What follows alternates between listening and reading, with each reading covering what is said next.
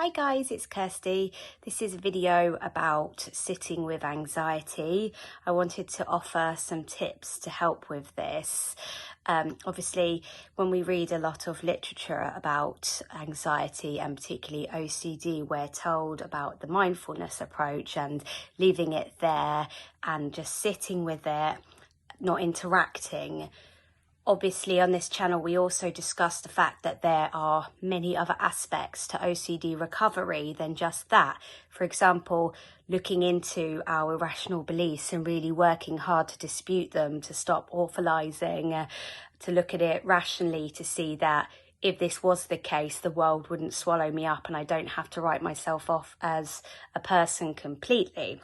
But when it comes to sitting with anxiety, there is an acceptance piece, of course, of working on the fact that it's not awful and we can go about our business and we can dispute that in the background. We can spend a bit of time disputing that each day. But this video more focuses on what it means to sit with anxiety in the moment. So to sit with those uncomfortable feelings and how to respond to it or not respond to it, as the case may be. What I think is useful to note here is that anxiety feels different from person to person. So my physical anxiety manifestations may be different to, manifestations may not be the right word, how it manifests itself for me may be different to how it does for somebody else, but it's all anxiety. But for me, the first thing I tend to notice is that I just feel on edge. I kind of just feel like maybe a bit irritable, and then I realise that actually it's because in my body I've got kind of the feeling in the pit of my stomach. So what I find is useful here, and is something that I learned, is trying not to work out why you feel anxious, because when we're on our OCD recovery journey, it can be tempting to try and put a thought to everything, and we don't necessarily have to bring that to consciousness. We can just think, I feel anxious right now. I don't need to give it a story. But with that, though, what I will say is that you're going to have thoughts pop up continuously, probably. Thoughts that, why do I feel anxious? Okay, I'm leaving that there, getting on with my work. How can I get rid of this? Okay, fine. Maybe it's this. Okay, I'm still getting on with my work. And you might find actually that you end up with ruminations going on in the background when you're trying to sit with anxiety. And it's the same with, as there's quite a few videos on this channel now about the mental rumination side, and the fact that a lot of that you can't necessarily control. Where you can, try not to ruminate, but a lot of it will go on in the background anyway, just out of habit. And particularly when you move along your OCD recovery journey, you might find yourself ruminating over the fact that, why can't I just leave anxiety there? Why can't I stop noticing? I thought once I label it as anxiety, I'll be able to comfortably move on along with my day, but I'm still really uncomfortable. Why is this the case? I don't know. I must be doing something wrong. That's really terrible. Or I can't stand that. So you might find that that's going on in the background. The key is here to try not to engage with it. So when you do feel on edge and those anxious feelings, just go about your day as best you can and accept the thoughts that you might have about that anxiety. You don't necessarily need to engage with those thoughts. One of the books on the reading list, in fact, there's two books on the OCD recovery reading list that address this in more detail, and they're very useful. The first is Self-Help for Your Nerves by Claire Weekes, which discusses the huge range of physical anxiety symptoms and what brings them on. And she gives an approach about kind of learning to kind of observe. And then the other book is At Last Alive as well, which addresses the anxiety symptoms and the kind of the more like the mindset and the attitude towards them.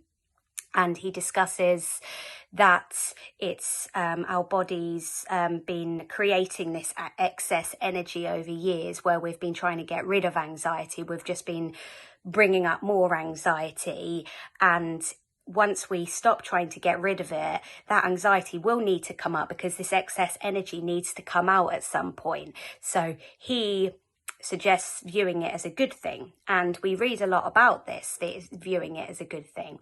Obviously, every time we feel uncomfortable in OCD, it is an opportunity for us to not try to rid ourselves of that discomfort. And if it's physical discomfort in the form of anxiety, we can use that as an opportunity to not try and rid ourselves of it. But what I will say here is that your mind will be uncomfortable with it. Even if sort of in your consciousness, you've read about this and you know that the approach is not to try and get rid of it, your unconscious may not have caught up yet. So this is what I want to say.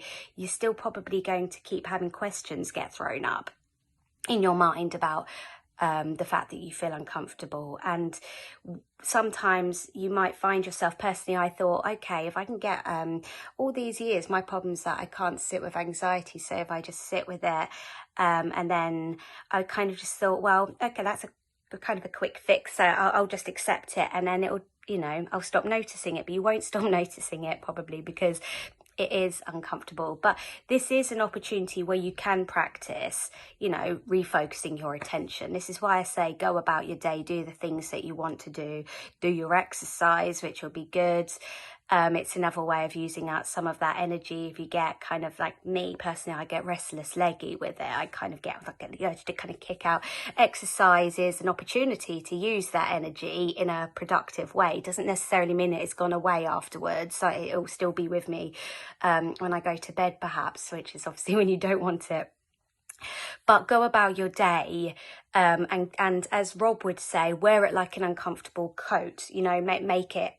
Take it with you. But just know that you're probably gonna keep noticing it, and you can practice refocusing your attention. That's great, getting stuck into other things. And as you work further along with your recovery journey and you've started to change the beliefs, you may not notice it as much, and it may just not be there as much. But don't beat yourself up if you are noticing it and you are getting the urge to, you're getting those problem solving urges come up in your mind, because it's perfectly normal. And this has been, we've conditioned ourselves over many, many years to try and push away the anxiety. So just because we read a few books about it and watch a few YouTube videos doesn't mean that we're going to suddenly be okay with it and be willing to feel that level of discomfort.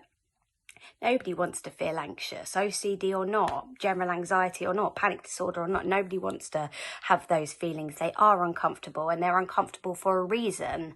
We've evolved, human beings have evolved these feelings to prompt action. But the problem is with us is that no action is required.